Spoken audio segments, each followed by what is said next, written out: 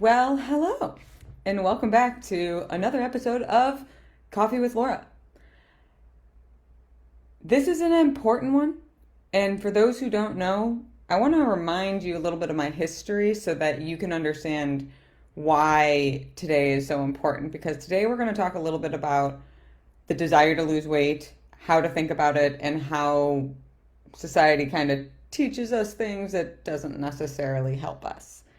So for those who don't know, I was very overweight when I was a kid, and that left a mark, needless to say. The psychological damage, it made me view myself incorrectly. It made me very insecure about how I looked, and considering I was a personal trainer to start, who would want to work with a personal trainer who wasn't fit? So diet after diet, I'd gain, I'd lose, I'd gain, and it was just a roller coaster because the truth is willpower only lasts so long, and that's what each diet is.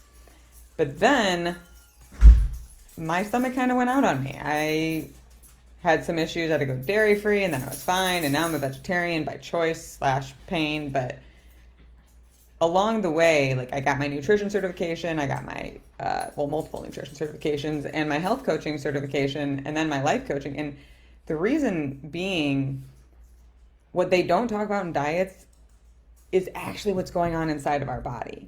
So let's zoom out for a second. When we look at diets in general, each of them goes through similar breakdowns. You know, this is the type of food that you're going to eat. This is the macros you want to hit. These are the calories you want to stay within. And I'm not saying that that doesn't work, but even the word diet implies an end point, which means if you're going to end doing a certain eating pattern, you're going to gain said weight back.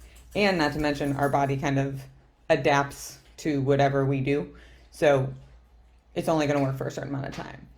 But let's look at food in general, because diets throughout the decades have said, you know, fat's bad, carbs bad, too much protein is bad. And the reality is none of it's bad. The challenge is you got to eat for your body. Now, carbs are actually very helpful. Let's look at those macronutrients. Carbs are the quickest form of energy. They help provide us with life force. The challenge largely with carbs is when we eat sugary carbs or carbs that are on the higher end of the glycemic index, because then that spikes our blood sugar, which can cause mood dysregulation and ultimately make us feel imbalanced and make us want to eat more sugar. It never really gives us that gut satisfaction. Protein is important just as much as carbs are, because that's really the building blocks of our recovery. It helps build and build muscle because it has nitrogen in it. And the type of protein, people always say vegetarian or not. I don't think it's a title or a specific way. I think it depends on your body, but from what I've observed and how it is most effective for weight loss and gut health and body health, a mixture of vegetarian meals and non-vegetarian meals are typically best for us.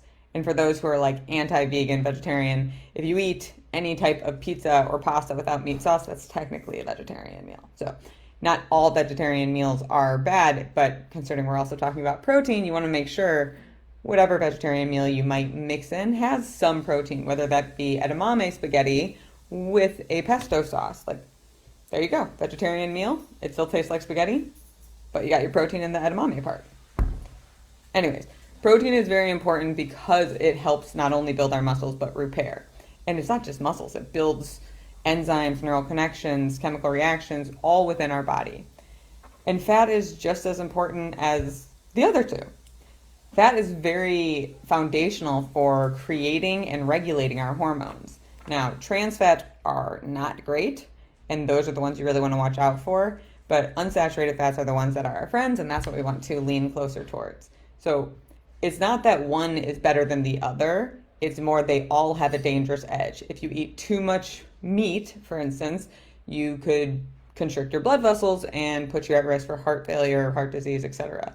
If you eat too many carbs, you're going to dysregulate your insulin and potentially risk diabetes and then want to eat a bunch of food. If you eat too much fat, you're going to ultimately increase your chances of cancer if you eat the wrong types of fat and potentially dysregulate your hormone function. So too much of any of them is going to have an effect, which is why The answer is to eat in a balanced plate.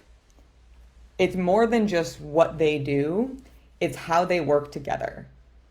When we eat a balanced plate that requires us to digest carbs, protein, and fat together, they kind of like hold hands as they work their way through our digestive system, one weighing on the other, kind of balancing each other out. It's like a teamwork system. And the reason it's so important is our gut kind of has like Pac-Mans, like a protein Pac-Man, vitamin K, vitamin A, fat Pac-Man, and each of these Pac-Man are trying to absorb food as it comes down. Now, if you're eating processed food, it doesn't even recognize that, so we end up consuming more calories just because we're eating processed food. So whole food is definitely the way to go. But what normally happens based on how diets sway us is we overeat and overflow one Pac-Man, so that closes, which is enough to send the signal up from our gut to our brain to say we're full, but we're not really, really full. We're just full for maybe an hour or two, maybe 3. And if that's where you're at, then you're in sugar burning. And that's a big reason why people overconsume calories and don't lose weight, because they're not giving their body the time to actually digest the food. Eating a balanced plate allows all the Pac-Men to close instead of overstuffing one, which ultimately means you're going to eat less calories, which, works with the calories in, calories out aspect. And it gives you a different sensation. So most people know what full feels like, and most people know what stuffed feels like. But a lot of people struggle to understand what satisfied feels like. And that's because you can't feel it unless you eat a balanced plate. Unless all the Pac-Men kind of close together, we don't get that satisfied feeling. It's a different weighted signal that's sent up our vagus nerve to our brain to signal us to say we're full. So by eating a balanced plate, it slows down our digestion to allow us to absorb the necessary nutrients. It puts us into fat burning versus carb burning, sugar burning really. And sugar burning is just going to it's an insulin thing. So you're just going to want to consume more calories, consume more sugar sooner. So fat burning actually gives our body the time to absorb it, digest it, and utilize it for the fuel it's intended to be. And it keeps us full longer, which means our mitochondria, the organelles responsible for transporting oxygen to everything, aren't as hardly worked, if that makes sense. They don't work as hard. And that means we have more energy in general. By eating a balanced plate, you end up creating hormonal harmony. Try saying that 3 times fast. I literally had to practice saying it before I came on here, because that is what I really learned when I became a health coach, is how important hormonal harmony is. I've had clients who I put on eating regimens that end up being diets because it's not a lifestyle change, and they did everything right and couldn't lose weight because they were chronically overstressed at work. And then they changed jobs years later, followed the same exact eating plan, and lost 30, 40 pounds. No problem. Stress is one of the hardest chemicals to counteract. Now, stress is a part of life, but it doesn't have to be a part of life to the point that it's so detrimental. I know that convenience is a big thing for people. Guilty. It's about caring enough within yourself to value your health and prepare ahead of time. I remember, 7 years ago now, I used to see people meal prepping their entire week, and I'm like, they're crazy. What if they want a different meal? And then when I used to move, it would set me off my eating regimen for like 6 months.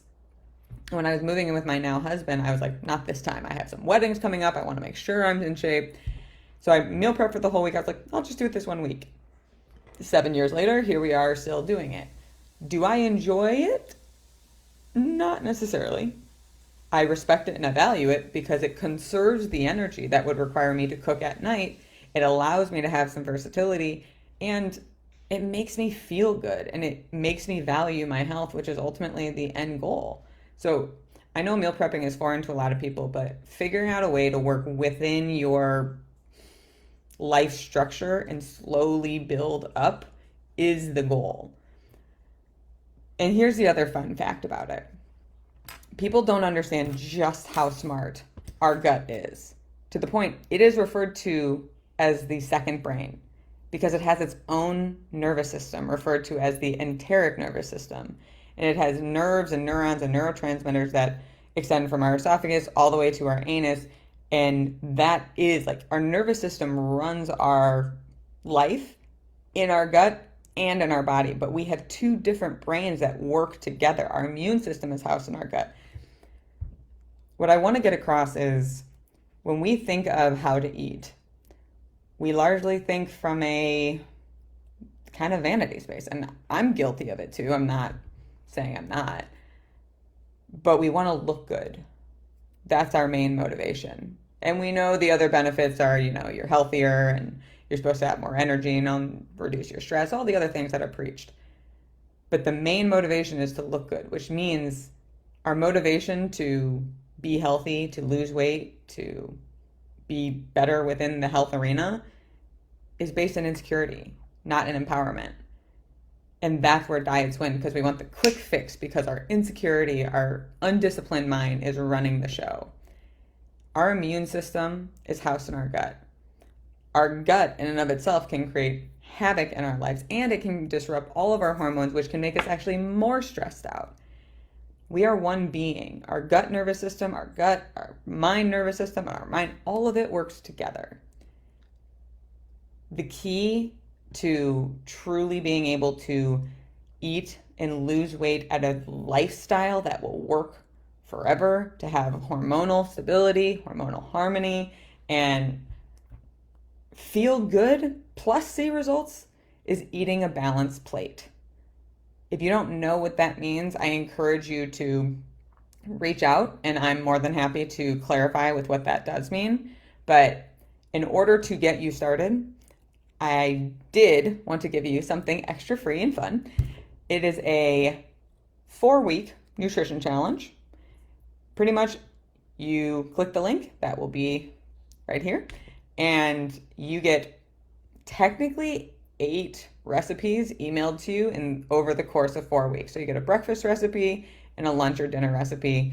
You don't have to try any of them. You can try some of them, and maybe you just put them in your recipe log for when you do want to try them, but they are Magic Plate approved. They are balanced plate. When you eat those, you'll start to see how it feels when you're satisfied. And that can start to encourage the positive energy to make you want to improve. So make sure you click the link below and sign up. It's easy. It just shows up in your inbox. But don't let the insecurity of what society tells you should be dictate how you live your life with respect to your health. Try to eat a balanced plate because it makes you feel good, and because you care about yourself, and because you care about your health. And to jump on board with that, make sure you tune in next week, because we will be talking about the importance of emotional regulation, which is totally synced with hormonal harmony, and it all truly does work together.